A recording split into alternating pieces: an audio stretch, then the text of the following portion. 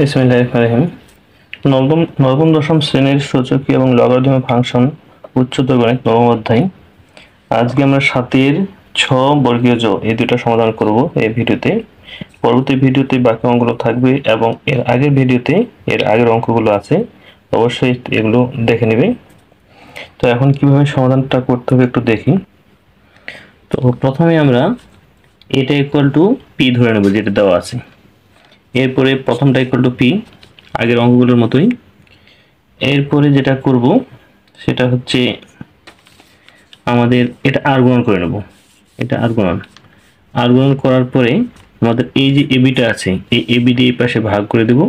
ভাগ করার পরে এরপরে এই যে আমরা জানি এটা গুণ অবস্থায় আছে, লব ভেঙে দিলে যোগ হয়ে যাবে। আর এখানে আমাদের A by AB, B by AB, তার মানে m প্লাস n বাই যদি 2 থাকে সেটাকে আমরা m by 2 plus n by 2 লিখতে পারি। সেই লজিকে a by AB, B by A B, তারপর এটা কাটা থাকে 1 বাই বি, এখানে প্লাস 1 বাই এ। এটা 1 নং দিয়ে রেখে দিলাম। অনুরূপভাবে এখানে এটা ইকুয়াল টু আমরা পি ধরবো। পি ধরার পরে অনুরূপভাবে একই কাজ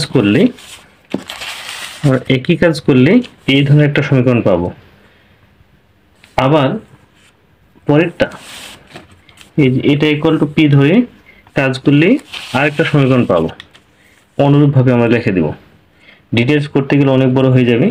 এরপরে তিনটা সমীকরণ, এই তিনটা সমীকরণ আমরা যোগ করব। যোগ 1 নং 2 নং 3 নং যোগ করি।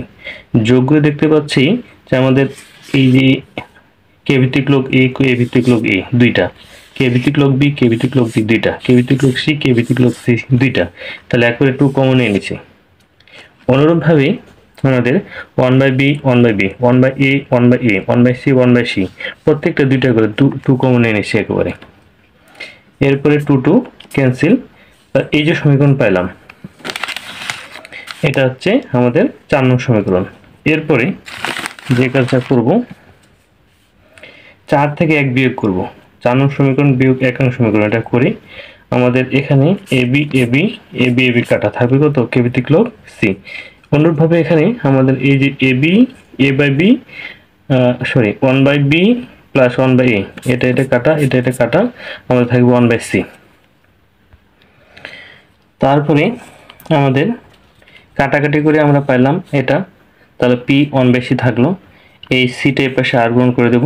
গুণ করার পরে আমাদের জানি লগের সামনে কোনো কিছু থাকলে সেটা পাওয়ার হয়ে যাবে, পাওয়ার করে দিচ্ছি ইকুয়াল টু পি। অনুরূপভাবে 4 বিয়োগ 2 করলে আমরা এই জিনিসটা পাবো। আবার 4 বিয়োগ 3 করলে আমরা এই জিনিসটা পাবো। তাহলে প্রত্যেক ক্ষেত্রে এটা ইকুয়াল টু পি, এটা ইকুয়াল টু পি, এটা ইকুয়াল টু পি।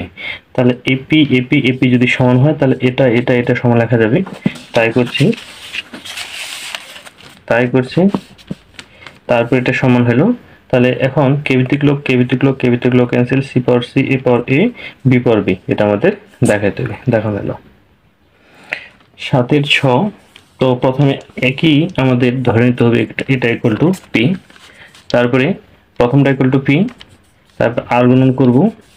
আর গুণন করার পরে আমাদের এই যে পিটা আছে, পিটা ভাগ করে দেব। এরপরে যে কাজটা আমাদের করতে হবে সেটা হচ্ছে এক্স, এই যে এক্স আছে ওই পক্ষে ওয়াই দিয়ে গুণ করব। এই ওয়াই দিয়ে গুণ করছি, কারণটা কি, আমাদের প্রশ্নে X to the power Y আছে, আমাদের এই জিনিসটা লাগবে। তাই আমরা কি করছি, এখানে আমাদের পাওয়ার ওয়াই করার জন্য আমাদের এই লগের সামনে ওয়াই দিয়ে গুণ করতে হবে। তাই এই লগের সামনে গুণ করলে এটা পাওয়ার হয়ে যাবে। পাওয়ার হয়ে গেছে, আমাদের প্রশ্নে এটা যেহেতু আছে তাই এটা লাগবে, এই কাজটা করছে এই জন্যে। এখন এটা সমীকরণে রাখি দিলাম। আবার দ্বিতীয়টা এটা ইকুয়াল টু পি ধরছি। এখন আমাদের আবার আর গুণ করছি, একই কাজ। তারপর এখানে যে কাজটা করছি, এই যে সামনে আমাদের ওয়াই আছে, এখানে আমাদের লাগবে Y to the power X লাগবে। তাই আমাদের কি করতে হবে, এই এক্স দিয়ে গুণ করতে হবে। ওইভাবে এক্স দিয়ে গুণ করছি। গুণ করার পরে এই পাওয়ার, এটা পাওয়ার হয়ে যাবে, পাওয়ার করে দিচ্ছি। এটা হচ্ছে আমাদের 2 নং সমীকরণ। এখন আমাদের প্রশ্নে X to the power Y into Y to the power X, এই দুটো গুণ অবস্থায় আছে। তো এই দুটো গুণ অবস্থায় যেহেতু আছে, এটা এবং আমাদের এই যে এখানে যে এটা পাইছি এটা, তাহলে লগের সাথে এই দুটো আছে, এই দুটো অংশ লগের সাথে যদি আমরা যোগ করি, যোগ করলে আমাদের এই দুটো গুণ অবস্থায় আসবে। তাই 1 এবং 3 এখন যোগ করব। 1 এবং 3 যোগ করার পরে আমাদের এই কে ভিত্তিক লব কমন নিছি, তাহলে আমাদের এটা ইনটু হয়ে যাবে, ইনটু হয়ে গেছে। এই পাশে আমরা পি লসাগু নিছি এবং তার সাথে আমাদের 100 এবং পি কমন এনেছি, তাহলে এখানে থাকে এটা প্লাস আর এখানে থাকে এটা কাটাকাটি করে আমাদের এখানে জেড থাকবে, এই যে এক্স কাটা ওয়াই কাটা, তাহলে 2z, আর এখানে x হয় তাহলে 2xyz ডিভাইড বাই পি।